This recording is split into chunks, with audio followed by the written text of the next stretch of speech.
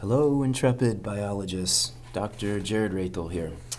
So, you know that I love my big ideas. Well, today, we're going really big.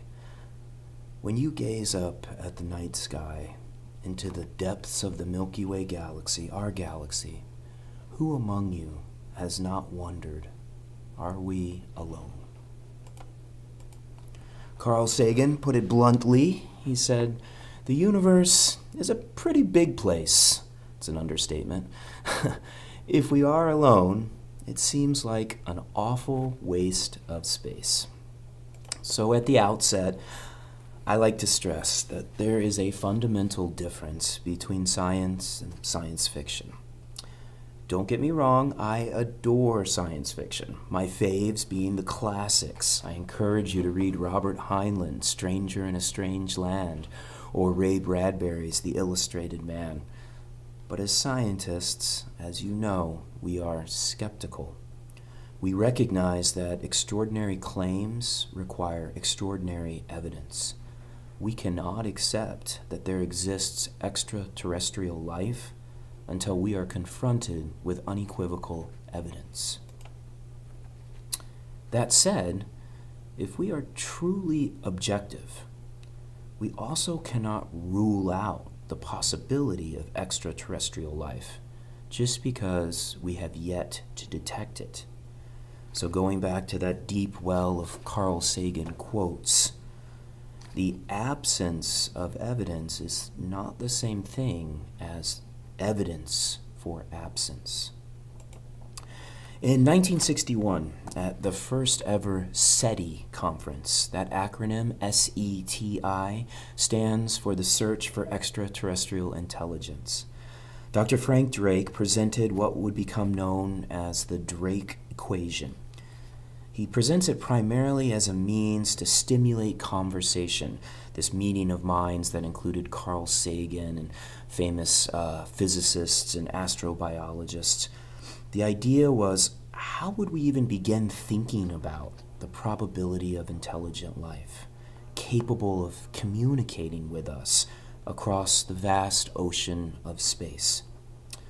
So, according to the Drake equation, it is a function of the probability of star formation in our Milky Way galaxy, the fraction of those stars that have planets revolving around them, the proportion of those planets that are Goldilocks planets, not too hot, not too cold, but Earth-like temperatures that could possibly support life as we know it, the fraction of those Goldilocks planets that then successfully have chemical evolution lead into biological evolution, i.e., fraction of those planets where life actually develops.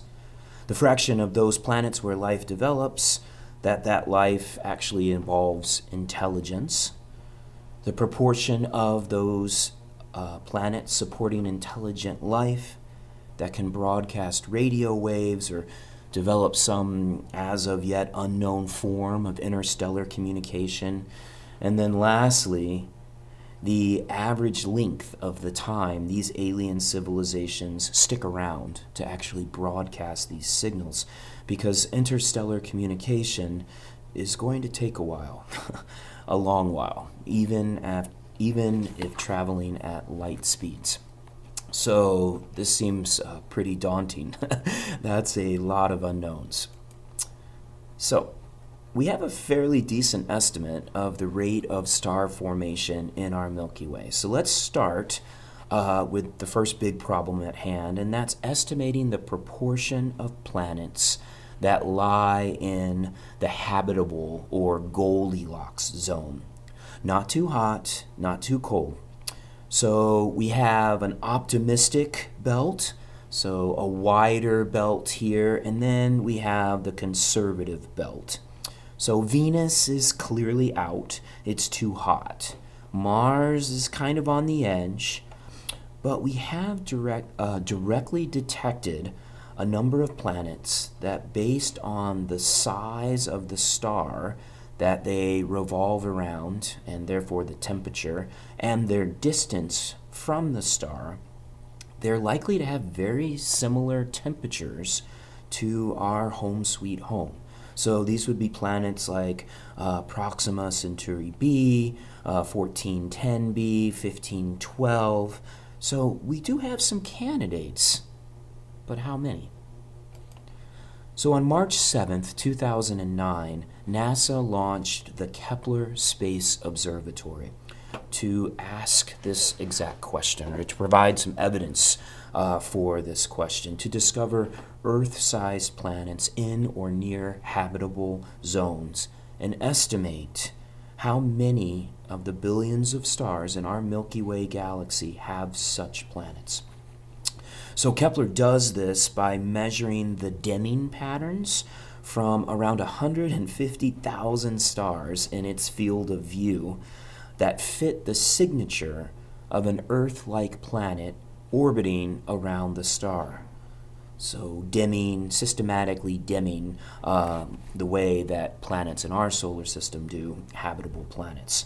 So, what has Kepler observed? How many Earth-like planets are there in our Milky Way?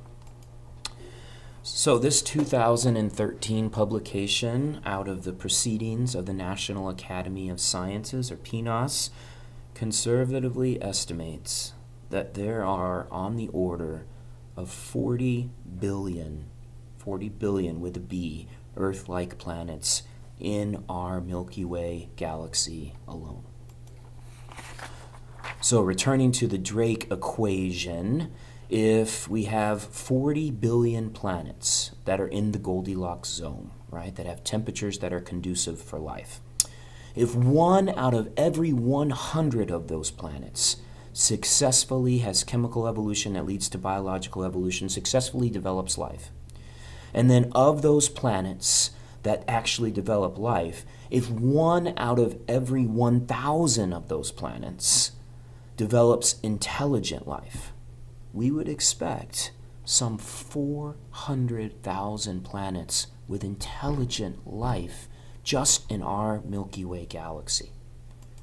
But remember, there are at least 100 billion, and again, that's billion with a B, galaxies in the observable universe. So if the Milky Way is an average-sized galaxy, it suggests that there could be, and I don't even know how to say this number, I think it's 19 million trillion Earth-like planets with intelligent life in the universe. Our universe could literally be teeming with other life forms. Stephen Hawking famously said, "I believe alien life is quite common in the universe, although intelligent life less so. Some say it has yet to even appear on planet Earth." Stephen, you were definitely intelligent. Joking aside, there was a very important publication that came out last year in the Proceedings of the National Academy of Sciences, again, that synthesized a number of scientific disciplines, including astrophysics, geology, chemistry, and biology. One of the co-authors, Thomas Henning from the Max Planck Institute for Astronomy, sums it up in this way. In order to understand the origin of life, we need to understand Earth as it was billions of years ago. We remember Earth is about 4.54 billion years old. As our study shows, astronomy provides a vital part of that answer. The details of how our solar system formed have direct consequences on the origin of life on Earth. As we discussed in class, these researchers present numerous lines of evidence that suggests that life on Earth began somewhere between 3.7 and as early as 4.5 billion years ago, after meteorites, the early Earth being bombarded with meteorites, splashed down and leached essential elements into warm little ponds. And I quote Darwin from 1871 just to give you a sense of how forward-looking he truly was. But if, and oh what a big if, we could conceive in some warm little pond with all sorts of ammonia and phosphoric salts, light, heat, electricity, etc., present, that a protein compound was chemically formed ready to undergo still more complex changes. So those essential elements in those meteorites, these researchers argue that they were the building blocks. They were the nucleotides that form single-stranded RNA. Of course, RNA likely preceded DNA, as we discussed. This is the RNA world hypothesis. And we discussed the Murchison meteorite, which contained these building blocks, including purines and pyrimidines. So moving on, I know we discussed them in class, but they are so damn cute that I have to return to our little moss pigs, our space bears known as tardigrades. So here is the cryobiology piece published in 2016, which recovered a living tardigrade from a moss sample that had been frozen for over 30 years. So when their little rotund bodies dehydrate, tardigrades don't need food or water. They can shrug off temperatures close to absolute zero and as high as 151 degrees Celsius, well up beyond the boiling point. They can withstand the intense pressures of the deep ocean, doses of radiation that would kill other animals, and they can be bathed in toxic solvents. And they are, to date, the only animals that have been exposed to the naked vacuum of space and lived to tell the tale. Not only did they live to tell the tale, but they laid viable eggs. So Thomas Boothby from the University of North Carolina at Chapel Hill made a remarkable discovery after sequencing the first ever tardigrade genome. At first, Boothby thought that his team had done a very poor job of assembling the tardigrade's genome. The resulting data was full of genes that seemed to belong to other organisms, to bacteria, and not the tardigrade's genes. All of us thought that these were contaminants, he said. Perhaps microbes had snuck into the samples and their DNA was intermingled with the tardigrade's own. But the team soon realized that these sequences are bona fide parts of the tardigrade's genome. That wouldn't be unusual for a bacteria, which those guys can trade genes back and forth as easily as humans swap emails. But these horizontal gene transfers were supposedly rare among animals. For a long time, scientists believed that they didn't happen at all, and reported cases of horizontal gene transfer were met with extreme skepticism. Recently, more and more examples have emerged. So ticks have antibiotic-making genes that came from bacteria. Aphids stole color genes from the fungi. Wasps have turned virus genes into biological weapons. Mealybugs use many different microbe genes to supplement their diet. A beetle kills coffee plants with borrowed bacterial genes. One group of genes, evocatively called the space invaders, has repeatedly jumped between lizards, frogs, rodents, and more.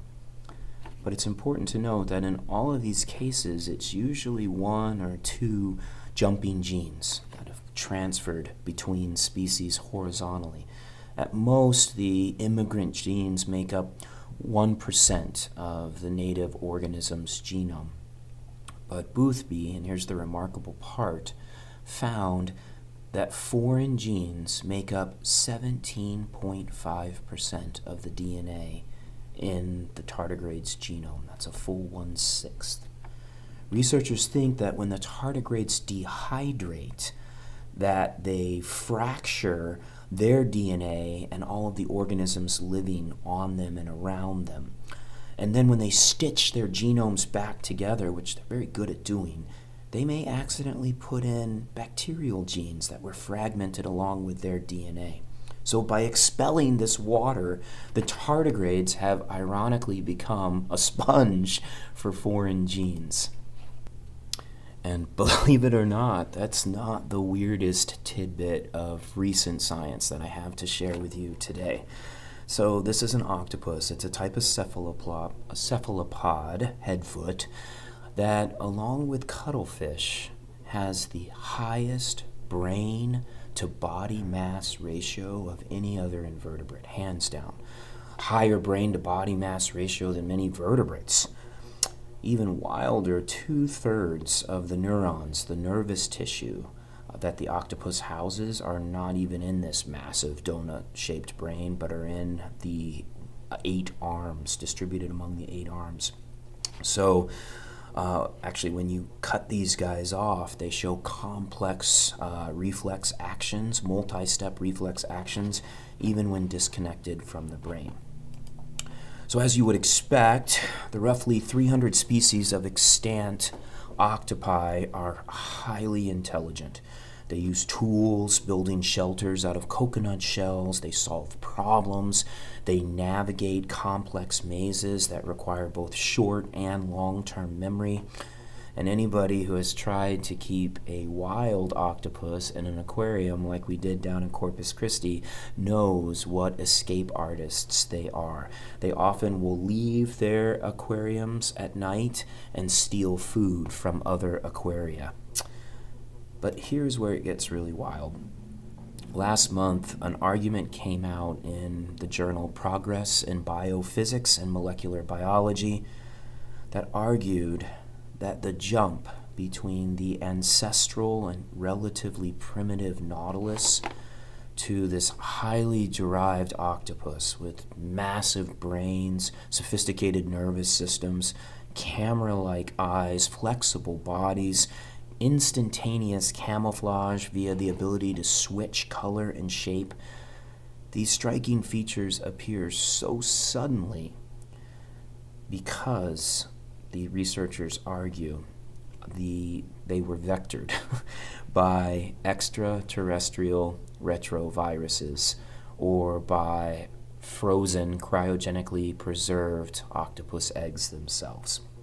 So what are their arguments? Octopus show an unparalleled ability to edit their RNA, their primary transcript, huge quantities, some 60% of the RNA transcripts for their strange brains are recoded by editing, compared to just 1% in humans and fruit flies, so it's very strange. What's even wilder is you do not see this messenger RNA editing in the chambered nautilus, the extant chambered nautilus. So the authors are arguing that this great leap forward on the evolutionary stage is most plausibly explained by panspermia. So I would remind you that giant tube worms housing chemosynthetic bacteria located some 9,000 feet down at the Black Smoker deep sea vents in the Pacific Ocean were not even described by science until 1981. An entire ecosystem, snails, clams, mussels, and a host of grazing animals feed on the bacterial mats, the chemosynthetic bacterial mats. And then crabs and shrimp eat the grazers, and then they are hunted by larger crabs, fish, and octopi. And all this thriving 9,000 feet below the surface of the ocean in complete darkness in the absence of photosynthesis. Life has found a way. I would like to conclude that the great mystery in my mind is that if we find life in our solar system on Mars or on Europa or on some Goldilocks planet, what will the self-replicating molecule be? Will it be RNA, DNA, or some other self-replicating molecule that's subject to natural selection? And if it's some other molecule, who knows if the life forms are even carbon-based? So consider silicon. Given its valence shell electrons, right, it's highly reactive. It's just one row beyond carbon. So it could potentially be a building block in the absence of carbon, a universal Lego like we see here on planet Earth with carbon-based life. So we'll finish with the wisdom of Calvin and Hobbes. Perhaps the reason why, or the surest sign that intelligent life exists elsewhere in the universe is that none of it has tried to contact us. So maybe we need to stop blowing each other up with nuclear weapons and warfare and genocide before we might expect an advanced alien civilization to risk reaching out to us. Wise words for a boy and his stuffed tiger. Hopefully I've given you something to think about, and I appreciate your time. Cheers.